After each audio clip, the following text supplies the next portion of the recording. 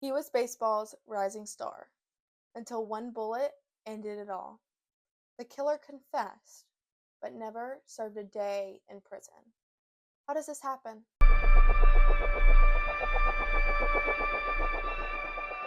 Sports are meant to be a game, a test of skill, endurance, and honor. But sometimes the competition turns deadly. From match fixing and bribery to unsolved murders and shocking betrayals, the world of sports has a dark side, one filled with crime, corruption, and deception.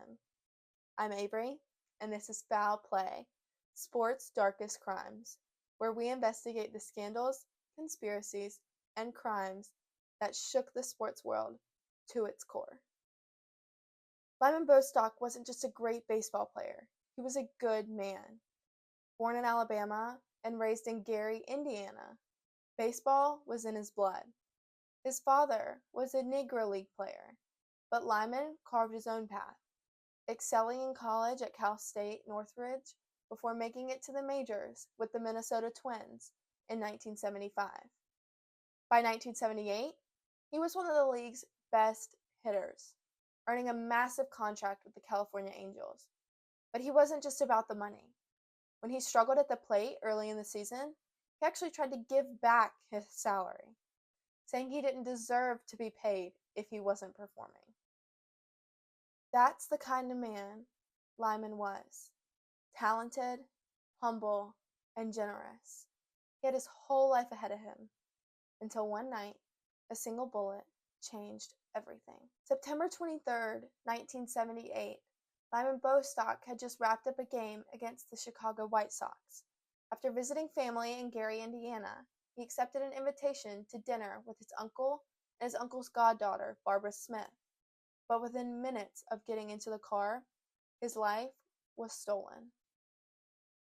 Barbara Smith was the estranged wife of Leonard Smith, a man consumed by jealousy and paranoia. Their marriage was falling apart, and Leonard was convinced she was having an affair, even though there was no evidence to support his suspicions. That night, as Lyman, Barbara, and her sister sat in the back seat of the car, Leonard pulled up beside them at an intersection. Without hesitation, he raised a shotgun and fired into the vehicle. The bullet wasn't meant for Lyman, but it struck him in the head at point-blank range. At the hospital, doctors worked frantically, but the damage was irreversible. Lyman Bostock was pronounced dead just hours later. The baseball world was in shock. One of the sport's most promising young players, gone in an instant. Leonard Smith turned himself in almost immediately, confessing to the crime. But in court, his defense argued insanity, claiming he was in a blind rage and didn't know what he was doing. Incredibly, the jury agreed. Smith was found not guilty by reason of insanity and sent to a psychiatric hospital. But here's the part that still outrages people today. Less than 2 years later, he was declared sane and released, a free man with no prison time for killing an innocent baseball star. Lyman Bostock had given so much to this game. He was known for his generosity.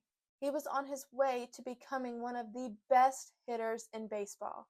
But instead, his life was cut short by senseless violence. And his killer walked free. Lyman Bostock's murder was a tragedy. But the real question is, was justice truly served?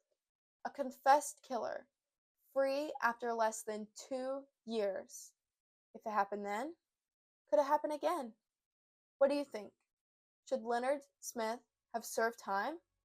Because in sports, it's not just about who wins. It's about who gets away with it. Thank you for joining me on Foul Play, Sports' Darkest Crimes. I'll see you next time.